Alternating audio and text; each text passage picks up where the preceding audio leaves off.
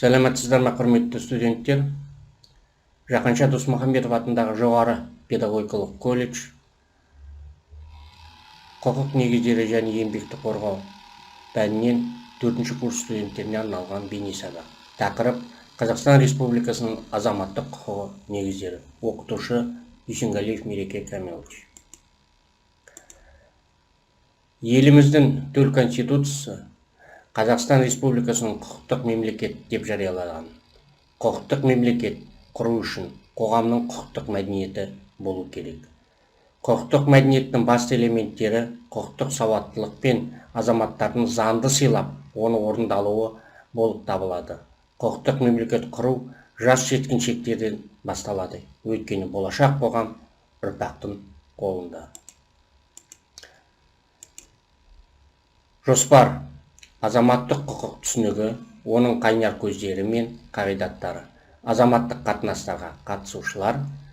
3-ші азаматтық құқықтағы жауапкершілік. Азаматтық құқық салаларының бірі, құқықтық нормалардың жиынтығы азаматтық құқықтық қатынастарды реттейді.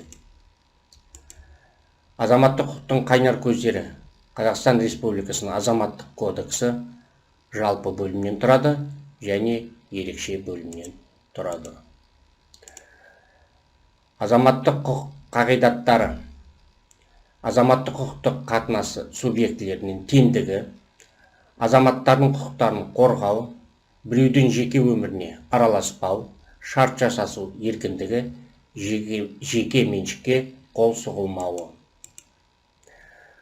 Азаматтық құқық қатынастарына жеке тұлғалар Қазақстан Республикасының азаматтық кодексінің 12-ші бабында көрсетілген. Заңды тұлғалар Қазақстан Республикасының азаматтық кодексі 33-ші бабында көрсетілген. Азаматтық кодексінің 1-ші бабының 1-ші тармағында көрсетілген. Азаматтық заңдар мен тауар ақша қатынастары және қатысушылардың тиімдігіне негізделген өзге де мүліктік қатынастар, сондай-ақ мүліктік қатынастарға байланысты мүліктік емес жеке қатынастар реттеледі. Азаматтық құқық реттелінетін қоғамдық қатынастарының негізі болып табылатыны мүліктік қатынастар. Қазақстан Республикасының Конституциясының 9-ші бабында азаматтың ар-намысының қадір-қасиетіне, іскерлік беделіне қол сұғылмаушылық атап көрсетілген. Ата заңның 33-ші бабы азаматтың жеке өміріне араласуға, оның ар-намысы мен қадір-қасиетіне қол сұғуға тыйым салынады десе, осы баптың келесі тармағына тұрғын үйге қол сұғуға болмайтындығы атап көрсетілген. Азаматтық құқық бұзушылық және кәмелетке толмағандардың жауапкершілігі.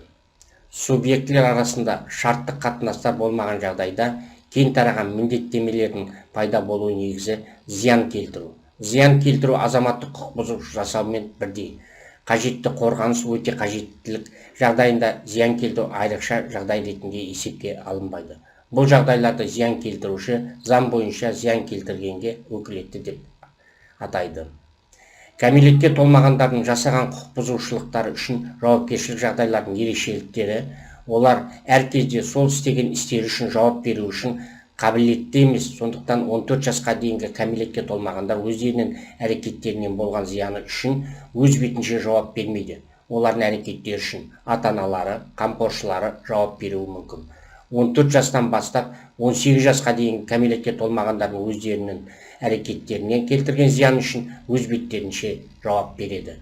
Кәмелетке толмаған адам келтірілген зияны орнын толтырғаннан кейін өздері төлеген соманы қайта талап етуге құқылы емес. Өмірге және денсаулыққа келтірілген зиянның орнын толтыру. Азаматтың өмірі мен денсаулығына келтірілген зиян орнын толтыру, оны жоғалтқан табысының орнын толтырады.